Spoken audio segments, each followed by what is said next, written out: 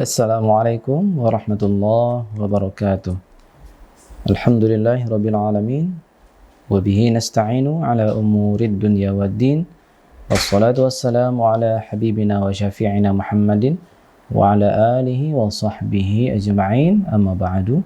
Sahabat Durmi yang dirahmati oleh Allah Subhanahu wa taala, kita bertemu lagi dalam pembahasan baru kita, yaitu terkait hari raya, yakni salat Idul Adha. Bahkan sedikit kita menyentuh salat Idul Fitri dan terkait dengan ibadah kurban yang merupakan salah satu syiar-syiar agama kita.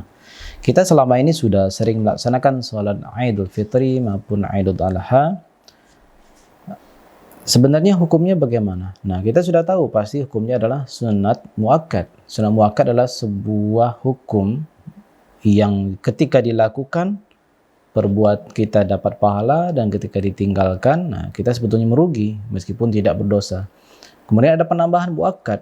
Muakkad artinya yang dikuatkan. Maka kesunahannya itu betul-betul dikuatkan. Apalagi ini kita melaksanakannya 1 tahun 1 kali. Berarti kalau dijumlahkan salat Idul Adha dan salat Idul Fitri, berarti ada 2 salat Id dalam 1 tahun.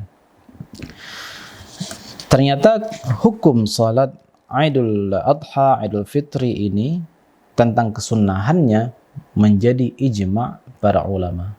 Menjadi ijma' atau konsensus, kesepakatan para ulama. Memang ada dalil dari nas, misalnya dari hadis, tapi ada ungkapan dalam kitab-kitab fikih, misalnya hukum perbuatan ini atau dasar sebuah ibadah ini adalah Al-Quran, yang kedua hadis, yang ketiga ijma'. Sebetulnya apa sih fungsi ijma' menempel di urutan yang ketiga? Bukankah cukup Al-Quran saja?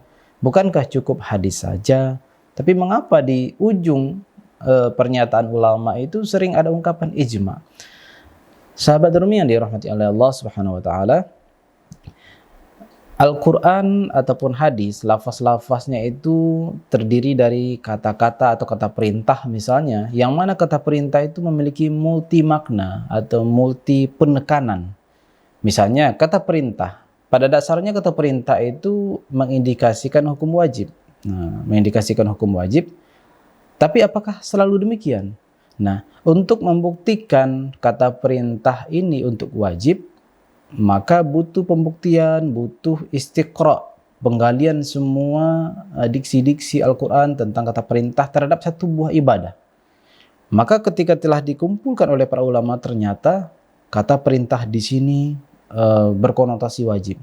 Nah, penetapan kata perintah berimplikasikan kepada hukum wajib. Nah, itulah yang disepakati oleh para ulama. Nah, tergantung nanti ketika ada kalimat perintah ternyata menjadi hukum sunat. Nah, semua data-data dikumpulkan, oh ternyata kata perintah untuk satu ibadah B yang ini adalah melahirkan hukum wajib. Nah, hukum sunat maksudnya. Nah, begitu juga dengan ibadah salat Idul Adha, Idul Fitri, menjadi ijma' kesepakatan para ulama, hukumnya adalah sunat. Hukumnya adalah sunat. Kenapa? Karena dikumpulkan semua dalil-dalil tentang ibadah salat Idul Adha, Idul Fitri, tidak ada keterangan iqab atau hukuman bagi orang yang meninggalkannya. Itu salah satu indikator bahwa kalimat perintah atau anjuran dari salat Idul Adha dan salat Idul Fitri bukanlah perintah yang berhukum wajib. Maka Imam Ibnu Qudamah pernah mengatakan dalam kitab Al-Mughni, wa ajma'al muslimuna ala salatil aidaini. Semua umat muslim berijma', bersepakat tentang adanya salat Idul Adha dan Idul Fitri. Imam Nawawi pun mengatakan hal senada, ajma'al muslimuna ala anna salatal aidi masyru'atun wa ala annaha laysat fardu ainin. Imam Nawawi berkata, semua umat muslim, maksudnya para ulama salaf dan khalaf, berkata salat Id itu disyariatkan. Wa ala annaha laysat fardu ainin, tapi bukan fardu ain, tapi hukumnya sunat. Imam Ibnu Daqiq Al-Aid juga mengatakan dalam kitab Ihkamul Ahkam, la khilafa fi anna salat al-aidaini minasyara'i'il matlubah syar'an. Jadi tidak ada perbedaan pendapat ulama bahwa salat Id itu termasuk syiar-syiar yang sangat dianjurkan secara syariat. Jadi itu kira-kira bahwa penekanan para ulama terhadap apa yang sudah biasa kita lakukan. Intinya kita jangan sampai mengatakan atau beranggapan karena ini sunat biasa-biasa aja lah. Besoknya kita malas-malasan, tidak ada semangat seperti sholat wajib. Tapi satu sisi ada cambukan bagi diri kita. Mengapa kita begitu bersemangat untuk melaksanakan ibadah sunat, tapi kita tidak bersemangat melaksanakan ibadah wajib? Kita berpakaian rapi, mandi, berharum-haruman, bersemangat melaksanakan sholat Idul Adha, Idul Fitri yang cuma terjadi satu kali dalam setahun, tapi ibadah wajib kita tidak begitu semangat.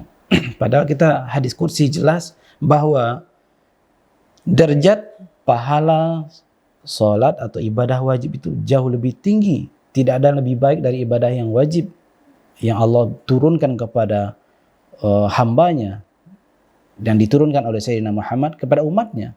Maka ibadah wajib semestinya menjadi pelajaran bagi kita. Mengapa selama ini kita begitu bersemangat melaksanakan sholat Idul Adha, Idul Fitri, tapi sholat wajib kita lalaikan. Nah, itulah yang menjadi i'tibar atau pelajaran bagi kita. Apa yang salah dalam diri kita? Apakah kita sekarang kecintaan kita kepada Allah hanya setengah-setengah? Kecintaan kita kepada Allah dalam hal ibadah wajib menjadi luntur, namun cinta kita kepada Allah ketika melaksanakan hal yang sunat bangkit.